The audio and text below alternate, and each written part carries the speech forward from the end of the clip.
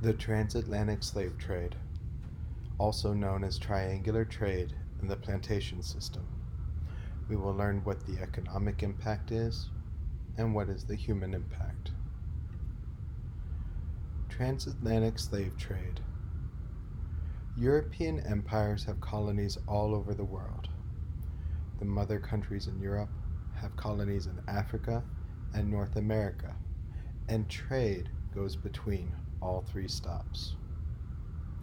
The merchants will lose money if their ships are empty, so their goal is to always have a full ship. When they stop at each port, they fill up the ships with what the area sells. Europe sells manufactured goods to both Africa and North America. As the ships sell their manufactured goods in Africa, they load the ships with people who are captured and enslaved.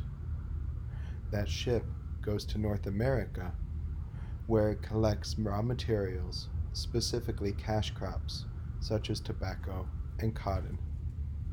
The trade route has three stops: England, Africa, and the Americas. In Europe, they sell manufactured goods. Factories make goods out of the raw materials. Because Europe has a long history and is powerful, they have factories to create goods that colonies want. In both North and South America, they create and grow cash crops, which are raw materials. Cash crops are extremely valuable and require a lot of labor. In order to understand how cash crops influence the slave trade, one has to know four key points. First, the Americas do not have a large population because many Native Americans were killed by diseases brought along in the Columbian Exchange. The Native Americans that were left could easily run away from their European captors because they had an intimate knowledge of the land and they knew how to escape. The cash crop plantations always needed more labor, and they needed to import the labor from outside of the Americas. Cash crops are plants that can be used to make other goods, for example, clothing. Cash crops are more valuable than plants for food, and so if weather and climate and geography allow it, the people will try to grow cash crops. In North America, three main cash crops are grown: tobacco, cotton, and indigo. In South America, the main cash crops are sugar and coffee. If you ever see these three terms, know that they are interconnected. Cash crops equal plantations equal slavery. A plantation is a farm where they grow cash crops. The labor on the farm is slave labor imported from Africa. What they grow on the farm are cash crops. All three are connected. The human impact in Africa. People are captured by slave traders and taken away from their families.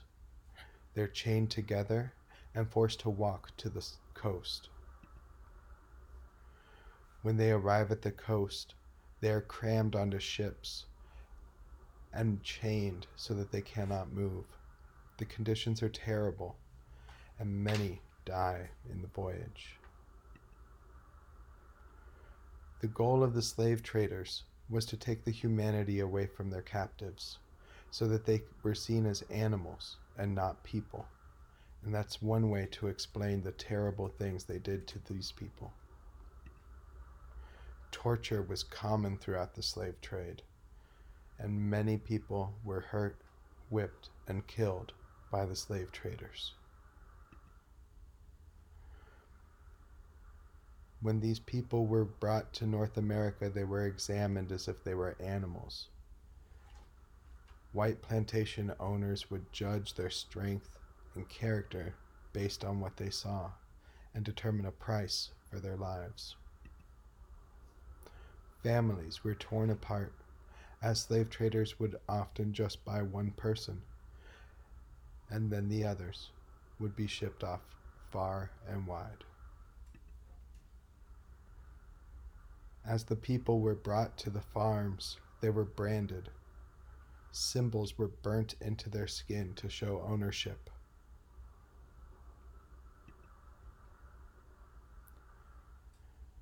They were forced to work for the entirety of their lives for no money. They had no freedom, no days off. They could be bought or sold or moved depending on their owner's whims. Several people were forced to live in small houses. Here you can see the average slave quarters in the back and the people who lived in them, while the white plantation owners lived in elegant mansions and threw lavish parties. If people refused to work or tried to escape, the punishment was terrifying.